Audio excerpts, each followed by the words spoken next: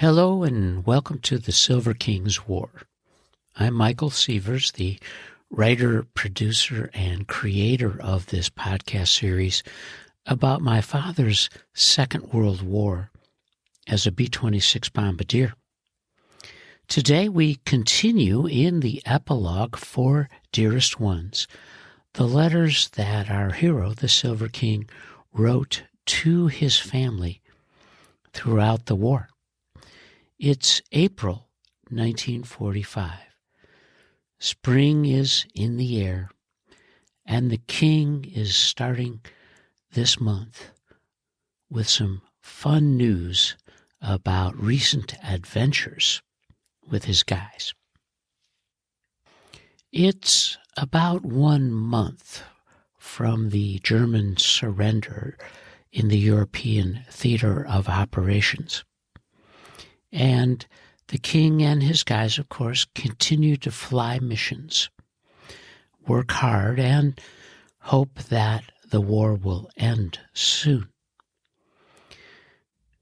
And in pursuit of those adventures, we will devote this episode in a special way to early April letters that the king wrote regarding the capture of a cache of champagne in Germany. He writes to his family on April 6th, 1945, Dearest Ones. Once again, 4 or 5 days have passed without my writing.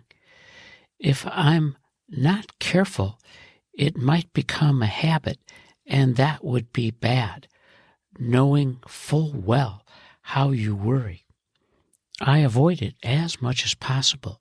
Consequently, when you don't hear from me, you must realize it is due to circumstances beyond my control.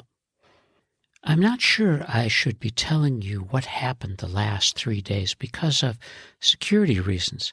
However, I'm going to take the chance because it's just too good to keep. And besides, it's my excuse for not writing. It all began last Tuesday.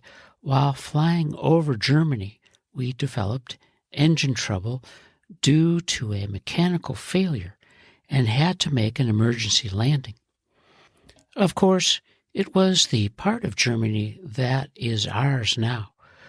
We landed in fine shape, expecting to find nothing. But much to our surprise, instead, we found a field hospital with all accessories, including nurses. At first, we had visions of having no place to sleep and nothing to eat, and then we found ourselves in the middle of Shangri-La. The nurses, doctors, and everyone took us in hand as though we were lost brothers and really treated us like kings. I've never experienced such hospitality on this side of the ocean. They gave us beds in the wards with as many blankets as we desired and fed us until the food was coming out of our ears. It's difficult to remember all the details now, as it seems like a dream. I do remember I had the time of my life. Wednesday morning, we went into the city of Koblenz, the city on the Rhine River, which was in the news only a few weeks ago. One of the medics took us in, as naturally we were all curious to see the place after flying over it so many times when it was in the hands of the Germans. Well, never in all my life have I ever seen anything like it. The city is completely demolished. There is absolutely nothing left to even resemble a city. The debris and rubble is so thick, a truck can't even be driven down the remains of a street. What stands now are only walls and shells of building. I would never have believed that man had the ability to destroy as this city has been destroyed. It would take years to even clear the debris in order to build again. If only I had a camera, because pictures could tell the story far better than I. The medic knew of a wine cellar there, so naturally we had to pay that a visit. Again, I was astounded. Champagne was stacked as far as the eye could see. There must have been at least 1 million bottles there, and it was all ours for the taking. Can you imagine turning me loose in a place like that?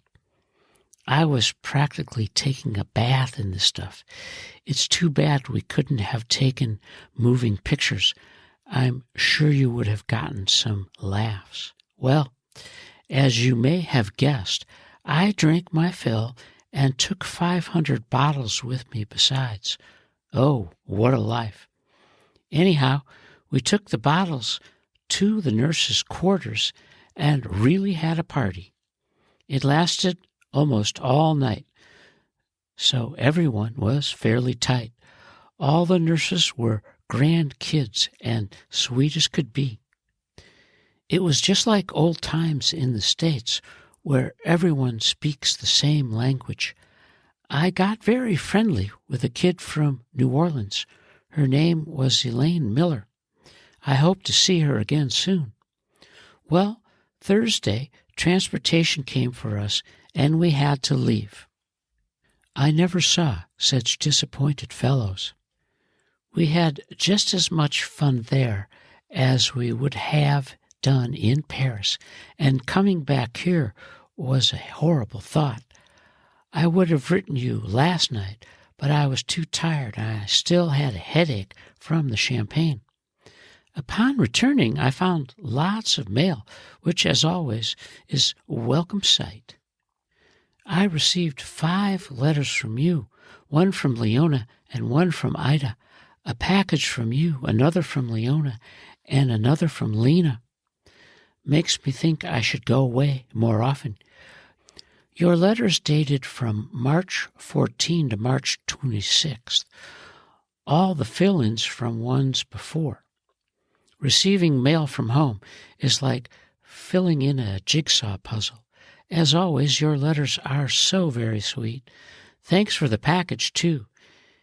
It's the one that contained the long cigarettes. Everyone is getting a big kick out of them. I'm glad you finally received my letters from the Riviera and know what a good time I had. You asked about my dates there. I guess I forgot to put that in. Well, you know me. I met a very nice married woman with whom I spent most of my time. It seemed that she and her husband didn't get along very well, and she was eager to be loved. Need I say more? She said she would meet me in Paris when I go again. Ooh la la, these French women. Thanks, too, for donating the 50 and keeping the 100. Now we're even, and I feel much better. You asked what c'est la guerre meant. It means this is war, as the French put it. Tell Ida I enjoyed her letter very much. I can't imagine what happened to her first letter. There isn't any more news for now. Please keep well, and I'm fine, and thinking of you constantly. I love you and miss you, Stan. The Silver King's 5-page missive on the trip and the findings that his guys made in Koblenz, Germany, don't quite rival his week on the Riviera.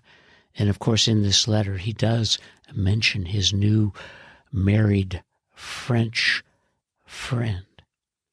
But they had a good time, and they came home with an incredible cache of champagne, home being a 72.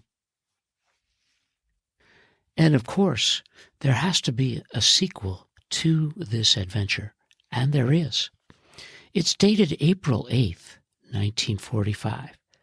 Dearest Ones, I have your letter of March 29, which is indeed good time for mail. I received it last night and had good intentions of answering immediately. However, due to the influences of champagne, I was unable. I wrote 2 letters, but before I could write you, I was blind. I'm sorry because of the delay. I shouldn't be writing now because I'm almost drunk, but I know I should, and I don't want my conscience to bother me. We brought so much champagne back with us, we're having a wonderful time drinking it up. I've been half-tight for almost a week now, and I'm loving every minute of it. The clipping I'm enclosing will give you a good idea of what the women are like over here. I'm sending it to you because it's exactly what I've been trying to tell you all along. It really is the perfect description, and I'm sure you will appreciate it. I'm awfully blue tonight. It must be due to the champagne. I miss you so much and want so much to be with you. The news continues to look good, but even so, there is no visible chance of my returning soon. In fact, right this minute, everything looks awfully dark. If only I had going home to look forward to, it wouldn't be so bad. As it is, though, I must only rely on my patience and hope for the best. God knows, if it wasn't for your sweet letters, I would be in bad shape. So please, dearest ones, please keep writing often. I had a phone call from Bill last night inviting me to a dance there tomorrow night. I'm not sure yet whether I can go. We'll find out definitely tomorrow morning. We are also having a dance Thursday night, which Bill will try to attend. It will be swell if we can get together at one of the 2. I'll write you the outcome. No more news for now. Please keep well. I'm fine and thinking of you constantly. Love to Ida. I love you and miss you, Stan. As the Silver King continues to recover from his champagne blues, he's going to feel better, and of course, he's also thinking about his new friends. There's the woman in Paris who's married, and there's the nurse in Koblenz from New Orleans named Elaine Miller. And the fact that these 2 adventures are essentially 30 days apart, and that within another 30 days the war in Europe will end, means that the Silver King has had a very nice spring, and there is more to come as we complete this special episode of Dearest Ones. It's Epilogue, and this is part 32, devoted to the king and his cache of champagne from Koblenz. And you are listening to the Silver King's War.